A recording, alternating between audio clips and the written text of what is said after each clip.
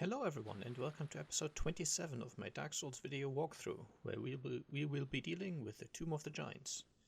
The first thing you'll notice when you enter the area after beating Pinwheel is that it's very dark. So at this point you want to equip a light source. By far the most convenient is the Sunlight Maggot that we've gotten from the ruins of Izalith. There are some other ways to get light, but this is the one I would definitely recommend because it just takes away your head slot, which you generally don't need too badly. Down here you will meet more giant skeletons, but unlike the skeletons in the Catacombs, these do not come back to life after you've killed them. And you can snipe this one from above to make it slightly easier on yourself. You can also use a plunging attack if you're using a physical character. And he was just guarding a soul item. Now, in the section after this, there are two skeletons. I would suggest strongly at this point that you just run past them, which I'll show you in a moment. Because if you try to kill them and fail, as I will in a moment, you will have quite a long way to get back here. And there is a skeleton archer quite a long ways in the distance shooting at you. And it's not exactly fun to die here. As you see, there are two skeletons and an archer at the same time, and if you die there you end up back in the Catacombs. So basically just run past them, stay to the right here as you slide down, and you can grab a humanity, and then hop down and go to the left, because down here there's a bonfire, which is why I recommend running past these enemies. It's just not worth the risk to die there. Now that Pinwheel is defeated, you can kindle this bonfire to reach 20 Estus flasks. Also, if you've gone down to this bonfire before the ability to warp, then I'm now going to show you how to get out of here again. Obviously, if you can warp, then you can just warp away. This is also a warp target, so you can get back to that bonfire quite easily. Now first, a detour that I would not recommend if you just want to get out of here. Because down in the area right below me, there are 6 giant skeletons, and it's very easy to get overwhelmed completely when trying to fight them. Now if you have ranged means, as this character does, you can kind of just stand in a corner here and slowly kill them. Now you will whiff quite often, as you'll see here. Many of my soul spears just go nowhere basically, but you can kill some of them this way. You could also use stuff like fire bombs or pyromancies or the lightning miracles. Lots of ranged means can get down there. If you're sort of standing quite properly and get lucky, you can also possibly get them with arrows. So I would definitely recommend trying to get at least some of them dead before jumping down there, because that makes it a lot easier. And additionally, I have tested, and these enemies are not affected by alluring skulls, so you cannot use those to get away. And the most important item down here for some characters is the large divine ember, and I'll show you in just a moment what you can do with it. So I've picked it up. I'm going back to Firelink on this character. And there is an NPC up here. We'll see later where we unlock her, but I put this together because it's basically one detour. So if you want this NPC... Hello. I will never forget what you did. I am deeply indebted, for it was not within my power to save Vince or Nico. I cannot thank you enough. In case you have not heard, I am Rhea of Thorland. I only wish there was some way I could help you. I am inexperienced, and I only know the art of miracles. If that could be of any help, speak to me again. Would a miracle be of any help to you? I would be most pleased if that was so. And may we discuss miracles then? So yeah, you can buy a lot of miracles here. Some of them you've already seen, but this is the only place you can buy a copy of Wrath of the Gods. Vince and Nico were fooled by a lout named Hatches and turned into hollows. My prayers did them no good. It is my ignorance, my frailty that has sealed their fates. Perhaps Petrus realized my weakness all along, and thus made the decision to abandon me. I can hardly blame him now.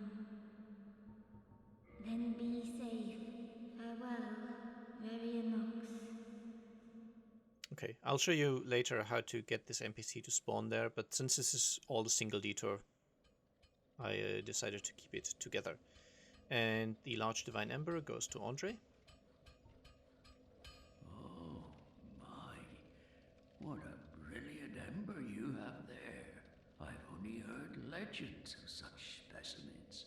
The embers used for the secret rites of divine blacksmiths. Perhaps you could lend it to me.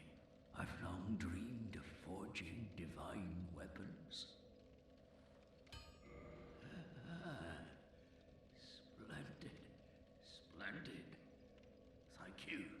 Andre the Restorer never disappoints, I assure you. And this way we can now modify divine weapons from +5 to +6 and basically then upgrade them all the way up to divine +10. If we have the upgrade materials, but we're about to see... Don't get yourself killed. Neither of us want to see you go hollow. We're about to see where we can get quite a lot of them. So that's where the divine ember is, back to the catacomb, back to the Tomb of the Giants now. And there's also a soul item down here.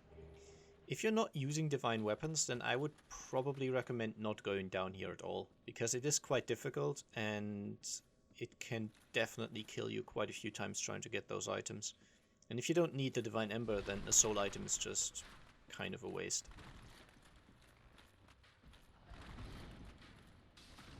And then here at the end there's an archer skeleton and a large scimitar wielding skeleton. They don't drop a scimitar, they drop a Murakumo, but they wield scimitars. It's just how the game works. Well, they wield giant falchions, I guess, but they drop a different weapon.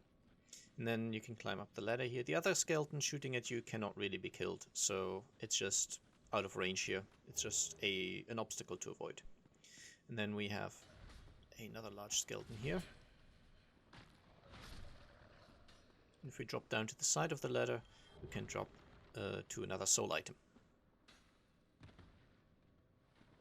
And then you need to climb back up the ladder to continue on.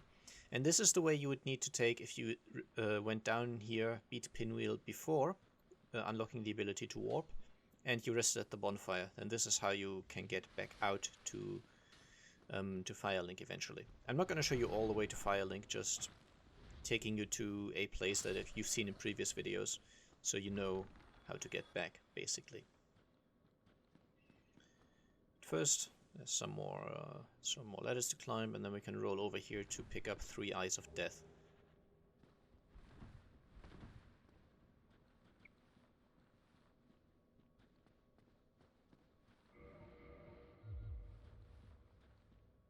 And then up here, we can get a soul item that we could see from after we defeated Pinwheel. It's just sort of hanging above, and then from this location we can basically run backwards. We're now going past the Pinwheel boss area, and there's a tunnel here, at the end of which there's an item, and if you drop down at the end of this tunnel, so right over this ledge, you will basically be back at the bottom of the pit in the catacombs. And from there I've shown you in the previous video how to get back out.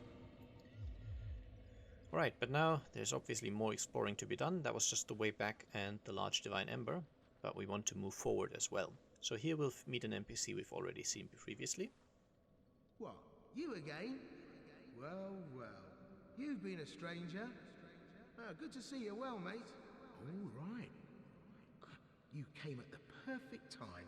There's a fine stash of treasure right down that hole. I found it first, but we're friends now. I'll split it with you, in any case. Have a look. It'll shimmer you blind.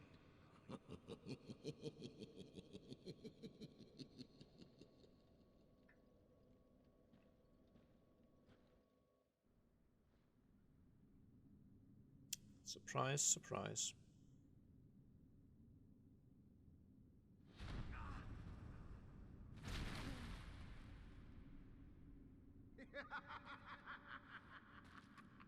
This is what I do, my friend. The trinkets I'll be stripping off your corpse, that's the real treasure.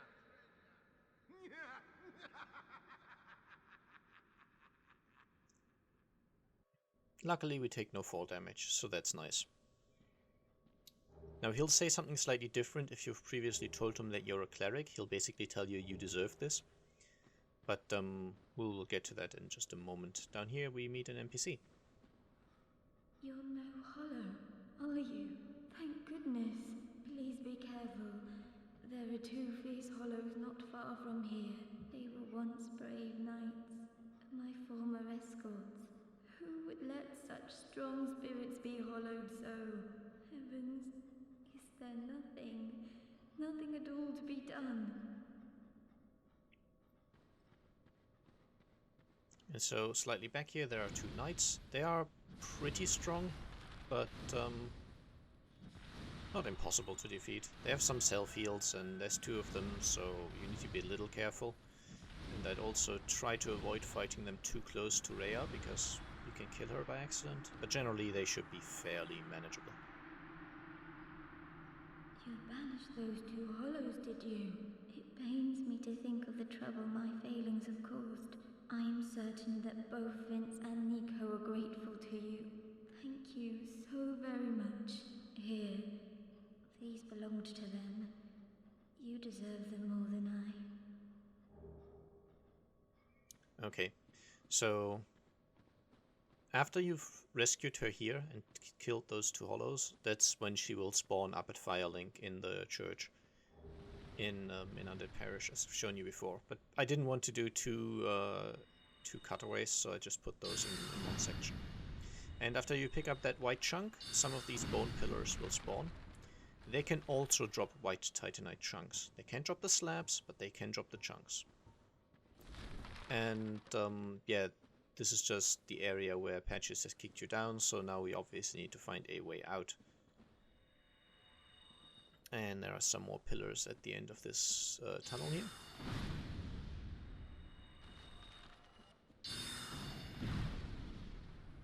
It's one of those rare cases where the soul masses decide to split targets.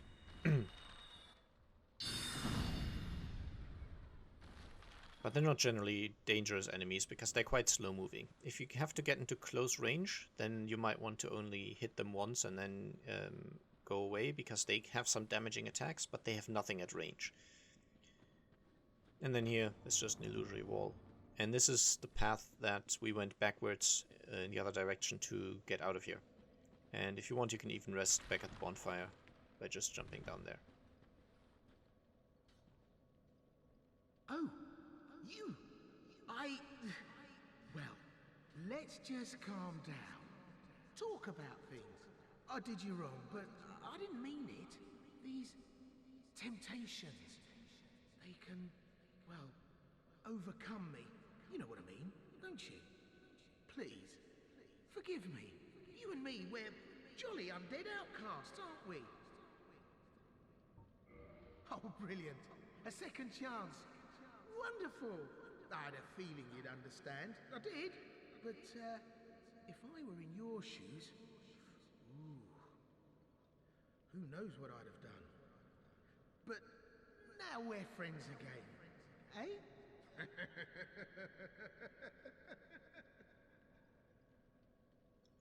Now, if you have previously told him you're a cleric, then at this point he will not try to get your forgiveness. He will just kill you, or try to kill you. He'll attack you. Now, these giant undead beasts are really dangerous. On a ranged character, they tend to be quite easy because you can basically kill them before they aggro onto you. But at melee range, they can dish out a lot of damage really quickly. They can break your shield guard very quickly. They are very dangerous, so just be careful. Now here there's an archer in the background. And don't take too long killing him, because there's also a black knight aggroed onto you who will come for you.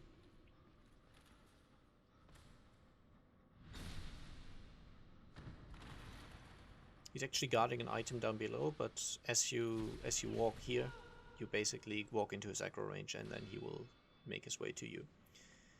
Sometimes it happens that he actually just randomly walks off a ledge somewhere and then you'll get his souls and his items just without doing anything for them. But it's not very common. And as you could see there, by just dropping down right where I did, you can avoid the skeleton beast's attention, so you don't have to fight it. You really only have to fight two of them depending on how you go through the area. And this is the item the Black Knight was guarding. It's the effigy shield. It's pretty good against lightning, but otherwise mostly unremarkable.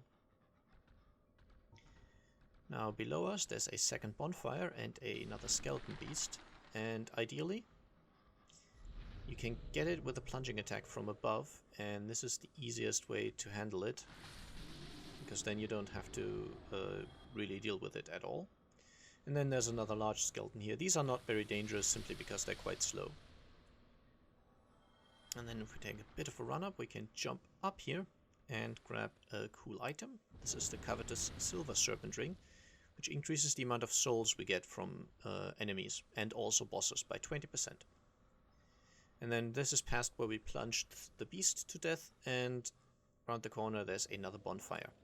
That bonfire is not warpable, so you can't teleport back here, but it is the quickest way to the boss from that bonfire. And as you saw there, I took a path down past that skeleton beast, which means I didn't aggro it.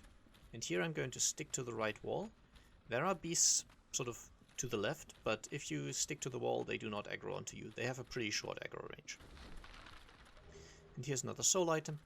I would recommend smashing these obstacles, these bones and skulls, with your hands, rather than trying to roll into them, because it's easy to roll off the edge by accident. And one skeleton beast actually aggroed onto me there, but yeah. Here I'm just quickly showing you the other way down to where I've just left you, using the skull lantern as a light source, because the skull lantern actually gives you a very nice helpful set of pointers of where you want to go. These blue lights appear on the wall. They do not appear if you use the sunlight maggot or the cast light sorcery, but if you use the skull lantern, then you get these nice pointers basically showing you precisely where you need to go. This character has already killed the enemies here, just so I don't have to deal with them. Because using the skull lantern like this, it's basically like a shield that you block with. But this means you don't actually have a normal shield, which is somewhat inconvenient. But yeah, you just need to follow the blue light, and this will take you just straight to the end of the very dark area. And you could find the skull lantern in the catacombs, or after Patches has kicked you down, there's another one. So it's not exactly difficult to get one. And this is basically the ladder where I left you off.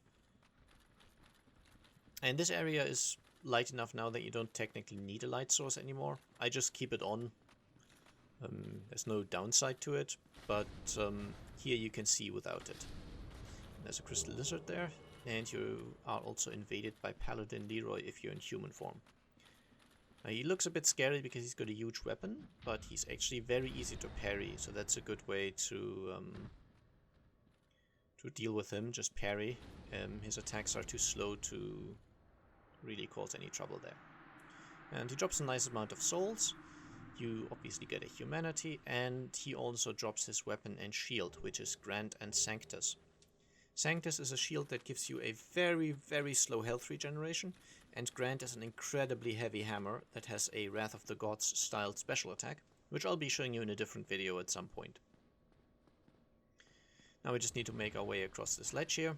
There are some more of these bone pillars spawning from the ground, but as I said, they're not very dangerous. So you can see here, basically they've just about finished their spawning animations by the time I've killed them, so they're not a threat. And this bone pillar here will actually hide underground as you approach it. And then I would just run past these two skeletons. Fighting them on that ledge can cause trouble, and just running past them, they don't follow you into this section here. And there's a Soul of a Hero. And a bunch of pinwheels, basically recycled bosses. And which order you fight them in is really up to you. I like to do the one on top first. But you can also do the one here first, or if you fall down into the water, you can run around and kill the one at the bottom first. There's really no correct or best order to do these in. This is just the way I like to do them. And if you hit this one, he tends to fall down anyway, so... Now you'll notice there's small skeleton babies down here. These are pretty nasty because they can toxin you. And they are infinitely respawning. You can farm them for humanity, but it's more of a hassle than it's worth, I think, so I generally never do it. I just run past them. As I said, they respawn indefinitely, so you don't really get anything from killing them. Now the pinwheels here can still drop the masks that they dropped as a boss as well. And they can also drop white titanite chunks and very rarely slabs. But back here there's a guaranteed white titanite slab. So if you only need one of them, then that's the guaranteed one in the base game. There's another guaranteed one in the DLC. But if you need any more than that, you will need to farm these pinwheel enemies here, because they can drop them. And now finally there's one more soul item up here, and then we can move on to the boss.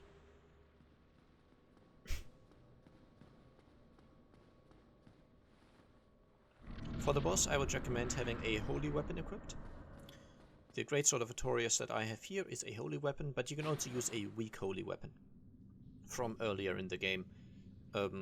Like the holy club that I have shown you as a possibility for the Catacombs. There are 3 small skeletons that you cannot avoid, and if you kill them with a holy weapon, then they stay dead forever and you don't have to deal with them, which is very convenient. So again, that's what I would recommend if you don't have anything more useful. And this is Nito, one of the Great Lords. He's not actually very dangerous though, so what you should do is just wait here at the beginning, don't run towards him.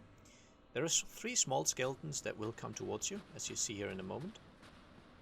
And Nito will slowly be making his way to you, basically.